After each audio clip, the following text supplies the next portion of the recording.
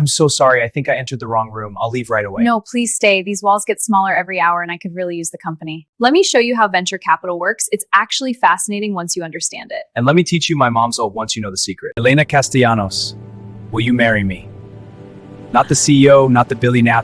Yes. 5 years ago, I was dying in a hospital room and I didn't even know it. The universe knew exactly what we both needed. How a CEO in room 302 changed a common man's life forever. Miguel Santos pushed his mop cart down the sterile white corridor of St. Catherine's Memorial Hospital, the wheels squeaking their familiar rhythm against the polished floors. Third shift, 11 p.m. to 7 a.m., 5 nights a week for the past 3 years. He knew every room, every corner, every stubborn stain in this place. Room 302, private suite. He'd cleaned it yesterday, but the scheduling app showed it needed attention again tonight. He knocked twice, a courtesy he'd learned early on. No answer. Miguel pushed open the door, mop in hand, and froze. The woman sitting up in the hospital bed wasn't supposed to be there. Or rather, he wasn't supposed to be there. The number on the door behind him suddenly made sense. 303, not 302. He'd entered the wrong room. "I'm so sorry," Miguel started, already backing away. "No, please," she said, her voice soft but commanding. "You can clean. It's fine." Miguel hesitated. She looked younger, maybe 30-er, with dark hair pulled back, tired eyes that somehow still sparkled, and a hospital gown that couldn't diminish her presence. There was something about her, an energy that filled the room despite her obvious exhaustion. "Are you sure? I can come back here, I'm sure." She smiled, and Miguel felt something shift in his chest. "I could use the company, honestly. These walls get smaller every hour." He nodded, moving to the far corner to start with the small bathroom, trying to be unobtrusive. But she kept talking. "What's your name?" "Miguel," he said, emerging from the bathroom. "Miguel Santos. I'm Elena." She paused as if deciding something. "Elena Castellanos." Miguel's hand stilled on the mop handle. "Elena Castellanos, CEO of Castellanos Industries, the third largest tech company in the state." He'd seen her face on billboards downtown, on the side of buses, in newspaper articles his mother clipped out with Pradera. "See, mijo?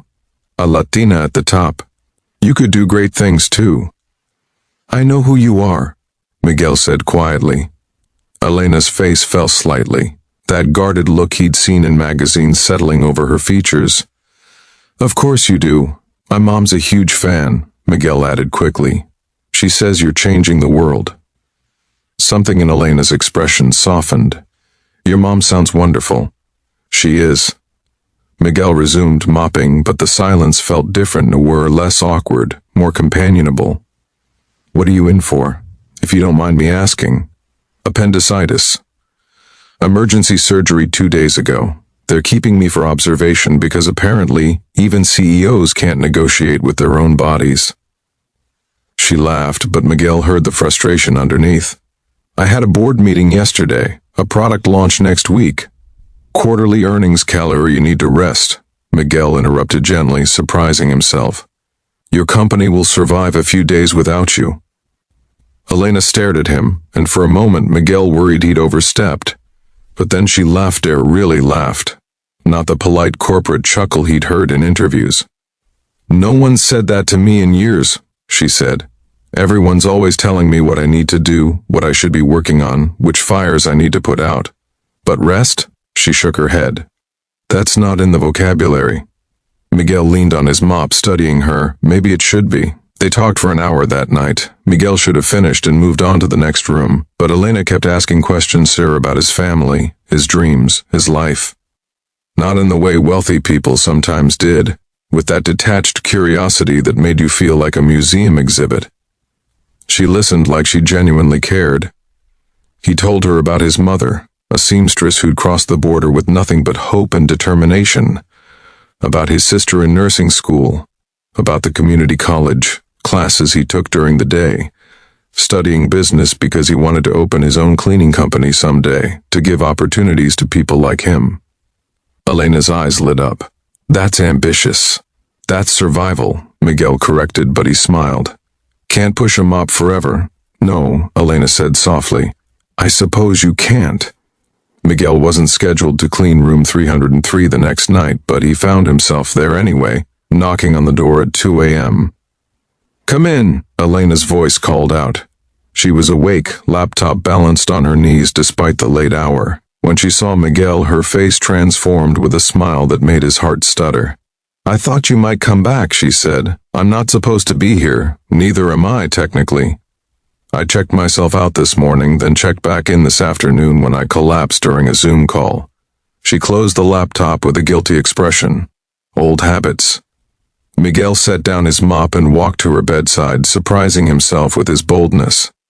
Miss Castellanos, Elena. Elena, you're going to kill yourself. Probably, she sighed, rubbing her eyes.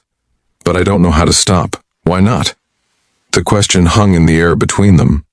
Elena looked at Himar, really looked at Himar, and Miguel saw past the CEO, past the billboards and the business suits, to the woman underneath. Tired, lonely, driven by something she couldn't quite name. Because if I stop, she whispered, I might realize there's nothing else. Miguel pulled up the visitor's chair and sat down. Tell me about it. She did.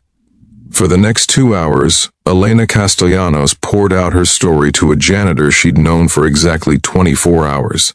About building her company from the ground up. About the early days in her garage with 2 partners and a dream.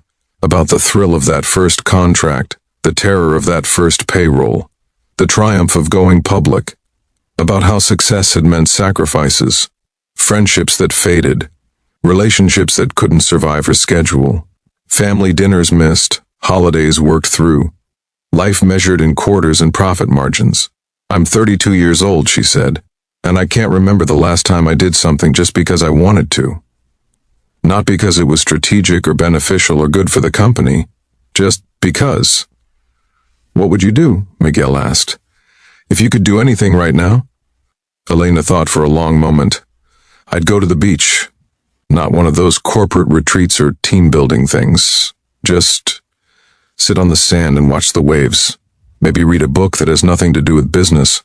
Maybe not think at all. That sounds nice. It sounds impossible. Elena laughed bitterly.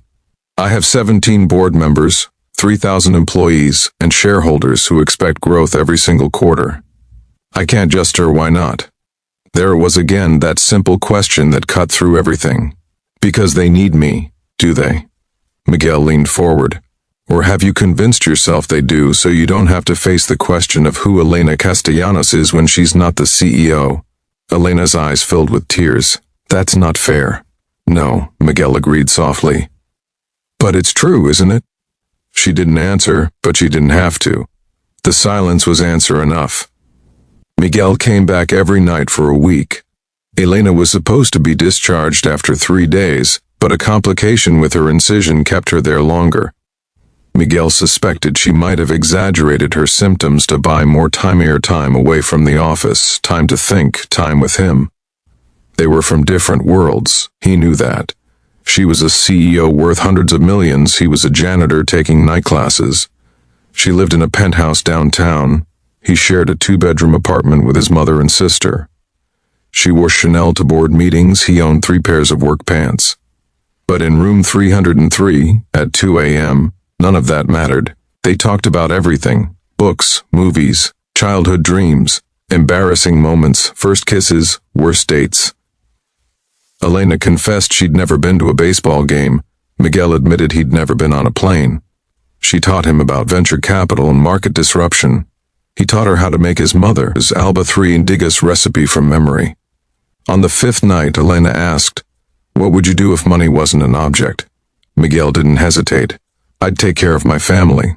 Set up my mom so she never has to work again. Pay for my sister's school. Buy a house big enough for all of us, with a garden for Mama. Because she's always wanted one. That's it? That's everything, Miguel said simply. What about you? Elena was quiet for a long time. I don't know, she finally whispered. Isn't that terrible? I have all the money in the world, and I don't know what I'd do with freedom. Maybe, Miguel said gently. You need to find out. On the 7th night, Elena's discharge papers were signed. She'd be leaving in the morning. Miguel arrived at midnight for what he knew would be their last conversation. "I don't want to go," Elena said as soon as he walked in. "I know." "No, you don't understand." She got out of bed, pacing the small room in her hospital gown and robe. "Out there, I'm Elena Castellanos, CEO. I have an image to maintain, expectations to meet, a role to play. But here, with you, her voice broke. Here I'm just Elena, and I like her better." Miguel stood, crossing the room to stand in front of her.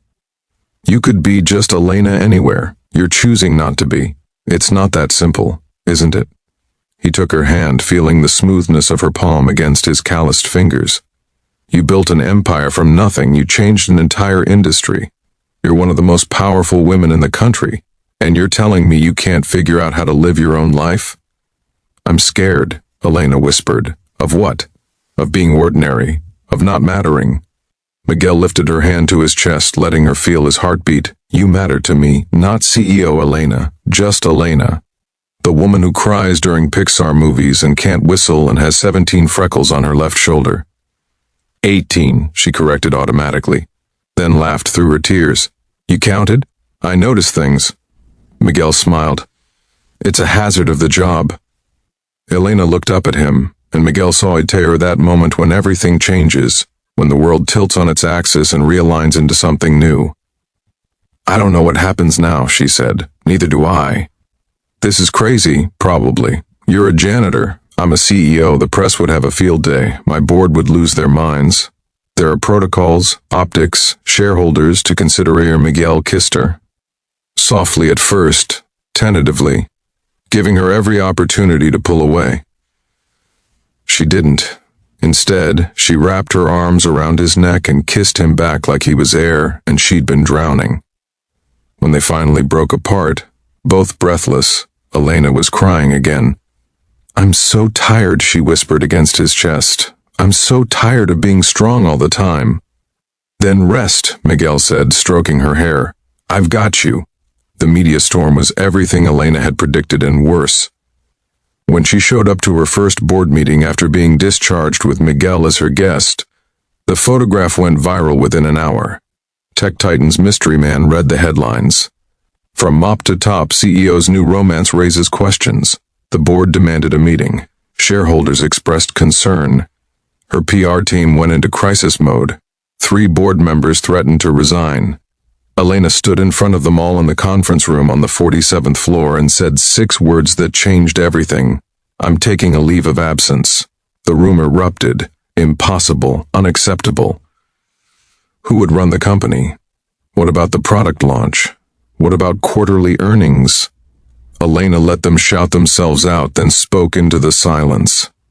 "For the past 11 years, I've given this company everything. My time, my energy, my health, my relationships, my life. I built Castellanos Industries from nothing, and I'm proud of what we've accomplished. But I've forgotten how to be a person. I've forgotten what I'm building this all for." She looked around the table at the men and women she'd worked with for years. "I have an exceptional executive team. Carlos can serve as interim CEO. I'll be available for emergencies. But I need time to remember who Elena Castellanos is when she's not sitting in this chair." "How long?" Carlos asked quietly. "I don't know, 6 months, a year, maybe longer," she smiled. "I'll figure it out." "And if we say no?" Elena stood, gathering her things. "Then you'll need to find a new CEO, because I'm choosing me this time." She walked out of the boardroom and didn't look back. 3 months later, Elena and Miguel stood on a beach in Baja California, their feet in the surf, watching the sun set over the Pacific. Elena had cut her hair shorter. She wore no makeup, just a simple sundress and sandals. She looked younger somehow, lighter, like she'd put down a weight she'd been carrying for years. "Have you decided?" Miguel asked, his arm around her waist. "About what?" "About going back. Your leave of absence is almost up." Elena was quiet for a moment, watching the waves. "I'm not going back, not as CEO anyway." Miguel turned to look at her, surprised. "Eleanor, I'll stay on the board. I'll be a major shareholder. But Carlos is doing great." And she smiled up at him. I want to do something different. Like what? I'm starting a foundation to help people like you, your people with dreams and potential but no resources. Scholarships, business loans, mentorship programs. I want to use what I built to build other people up. Miguel pulled her close, kissing the top of her head. Your mom would be so proud. She is. Elena laughed. She also keeps asking when we're getting married. My mom too. Miguel paused. What do you tell her? Elena turned in his arms, looking up at him with those eyes that had captured him from the first night in room 303. I tell her soon. If he asks. Miguel dropped to one knee right there in the surf, the waves soaking his jeans, the sunset painting the sky in impossible colors. Elena Castellanos, will you marry me? Not the CEO, not the billionaire, just you. Elena, the woman who can't whistle and has 18 freckles on her left shoulder, and who taught me that the bravest thing you can do is choose to be happy. Elena was crying again, but this time they were happy tears. Yes, yes, yes, yes. 5 years later, Miguel unlocked the door to their home. Not a penthouse, not a mansion, but a comfortable house in a quiet neighborhood with a garden in the back, where Elena's mother and his mother competed over who could grow better tomatoes. He found Elena in her office, surrounded by applications for their foundation's latest scholarship round. She'd changed out of her business casual into yoga pants, and one of his old t-shirts, her hair in a messy bun, her reading glasses perched on her nose. How was your day? She asked, looking up with that smile that still made his heart skip. Good.